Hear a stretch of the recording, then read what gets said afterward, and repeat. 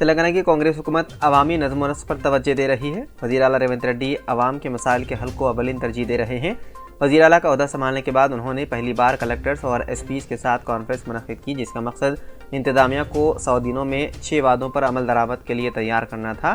اس conference کا اصل agenda حکمرانی کو عوام تک لے جانا تھا۔ نائب وزیر اعلیٰ ملو بھٹی وکرمارکا کے علاوہ وزراء، مختلف محکمے کے سیکریٹریز اور متعلقہ عہدیداروں نے بھی اس کانفرنس میں شرکت کی، جس میں BRS کی 10 سالہ حکمرانی اور مسائل کے حل کے لیے کیے جانے والے اقدامات پر تبادلہ خیال کیا گیا۔ کانفرنس میں وزیر اعلیٰ نے کلکٹروں اور ایس پیز کو ہدایت دی ہے کہ وہ عوامی انتظامیہ کے کاموں کو گاؤں کی سطح تک لے جائیں۔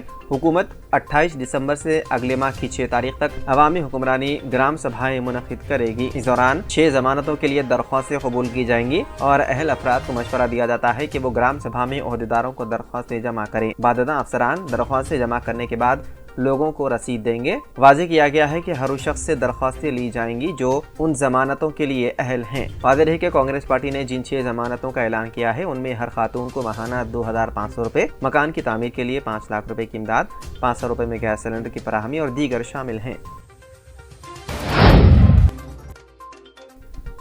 نیشنل لوک عدالت 30 دسمبر کو منعقد ہوگی، جس کے ذریعے سول کیسز اور قابل جرمانہ کرمنل کیسز کی دوستانہ انداز میں یکسوئی عمل میں لائی جائے گی تاکہ مقدمات کو تیزی سے حل کیا جا سکے۔ نیشنل لیگل سروس اتھارٹی کی ہدایت پر نیشنل لوک عدالت تلنگانہ میں 30 دسمبر کو مقرر کی گئی ہے، جو تمام سطحوں جیسے ہائی کورٹ تعلقہ سطح پر منعقد ہوگی۔ اس لوک عدالت میں تمام اقسام کے سول کیسز اور قابل جرمانہ کرمنل کیسز بشمول عدالتوں میں زیر دورہ مقدمات کی یکسوئی عمل میں آئے گی۔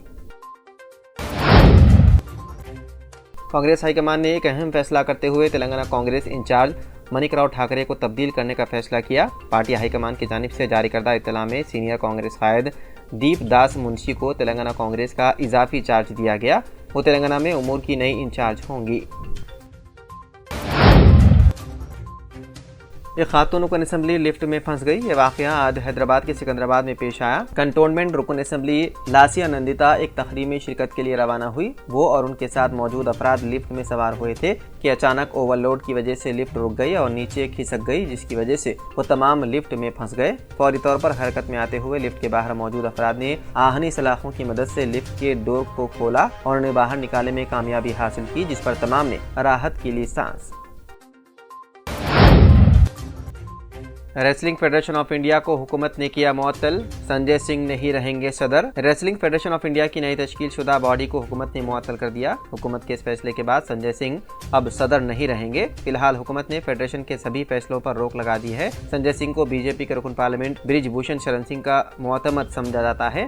سنجے سنگھ جمعرات کو ریسلنگ فیڈریشن آف انڈیا کے کئی مرتبہ ملتوی ہوئے الیکشن میں صدر کے عہدے پر آسانی سے جیت درج کرنے میں کامیاب رہے تھے۔ ان کے پینل نے 15 میں سے 13 عہدوں پر کامیابی حاصل کی تھی۔ انتخابی نتائج نے احتجاج کرنے والے پہلوانوں کو کافی مایوس کیا اور اولمپک میڈلسٹ ساکشی ملک نے کھیل سے ریٹائر ہونے کا فیصلہ کر لیا تھا۔ جموں کشمیر کے بارہمولہ میں ایک انتہائی تکلیف دہ واقعہ پیش آیا، جس میں ایک ریٹائرڈ پولیس آفیسر کو دوران اذان گولی مار کر ہلاک کر دیا گیا۔ تفصیلات کے مطابق محمد شفیع فجر کی نماز سے قبل مسجد میں اذان دے رہے تھے کہ اچانک کچھ نامعلوم اشرار مسجد میں داخل ہوئے اور فائرنگ کر دی، جس میں سابق پولیس آفیسر محمد شفیع جاں بحق ہو گئے۔ واقعے کے بعد علاقے میں کوہرام مچ گیا اور لوگوں نے اپنے شدید غم و غصے کا اظہار کیا۔ بہار کے سیوان ضلع میں کل ہند مجلس اتحاد المسلمین کے سابق کنوینر عارف جمال کو گولی مار کر ہلاک کر دیا گیا۔ حملہ موٹر سائیکل پر سوار ہوئے اور عارف پر اندھادھند فائرنگ کی۔ حملہ آور واردات کے بعد فرار ہو گئے۔ پولیس نے اس واقعے میں کیس درج کرتے ہوئے مصروف تحقیقات ہے۔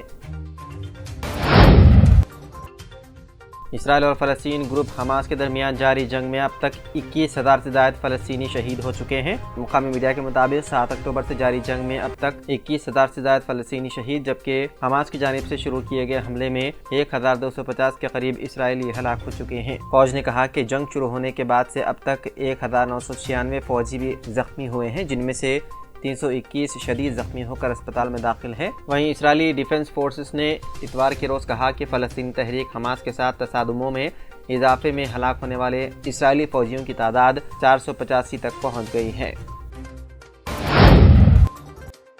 जेल से इलेक्शन नहीं लड़ पाएंगे इमरान खान, पार्टी का इंतखाबी निशान बल्ला भी नहीं मिला। इस्लामाबाद हाई कोर्ट ने तोशाखाना केस के मुजरिम इमरान खान की सज़ा मुअत्तल करने की दरख्वास्त मुस्तरद कर दी, जिसके बाद पाकिस्तान तहरीक इंसाफ यानी PTI के बानी और पाकिस्तान के साबिक़ वज़ीर-ए-आज़म इमरान खान की 8 फरवरी को होने वाले इंतखाबात में हिस्सा लेने की उम्मीदों पर भी पानी फिर गया। रिपोर्ट के मुताबिक इमरान खान की जमात PTI पर उम्मीद थी कि इमरान खान जेल में होने के बावजूद इलेक्शन लड़ सकेंगे। ताहम अदालत के इस हुक्म से अब इमरान खान के इलेक्शन लड़ने के इम्कानात को बड़ा धक्का लगा है।